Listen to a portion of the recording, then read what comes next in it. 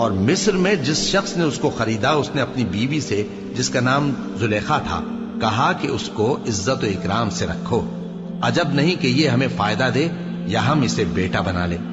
اس طرح ہم نے یوسف کو سرزمین مصر میں جگہ دی، اور غرض یہ تھی کہ ہم ان کو خواب کی باتوں کی تعبیر سکھائیں، اور اللہ اپنے کام پر غالب ہے لیکن اکثر لوگ نہیں جانتے۔ اور جب وہ اپنی جوانی کو پہنچے تو ہم نے ان کو دانائی اور علم عطا کیا، اور نیکوکاروں کو ہم اسی طرح بدلہ دیا کرتے ہیں۔ اور جس عورت کے گھر میں وہ رہتے تھے اس نے ان کو اپنی طرف مائل کرنا چاہا اور دروازے بند کر کے کہنے لگی، یوسف جلدی آؤ۔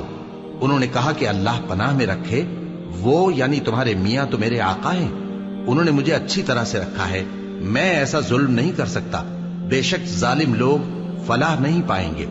اور اس عورت نے ان کا قصد کیا اور انہوں نے اس کا قصد کیا۔ اگر وہ اپنے پروردگار کی نشانی نہ دیکھتے تو جو ہوتا سو ہوتا۔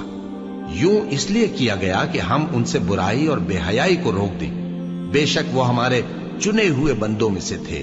اور دونوں دروازے کی طرف بھاگے، آگے یوسف پیچھے زلیخا، اور عورت نے ان کا کرتا پیچھے سے پکڑ کر جو کھینچا تو پھاڑ ڈالا، اور دونوں کو دروازے کے پاس عورت کا خاوند مل گیا۔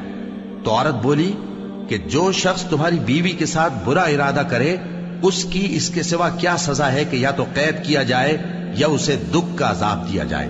یوسف نے کہا، اسی نے مجھ کو اپنی طرف مائل کرنا چاہا تھا، اور اس کے خاندان میں سے ایک گواہ نے گواہی دی کہ اگر اس کا کرتا آگے سے پھٹا ہو تو یہ سچی اور یوسف جھوٹا ہے، اور اگر کرتا پیچھے سے پھٹا ہو تو یہ جھوٹی اور وہ سچا ہے۔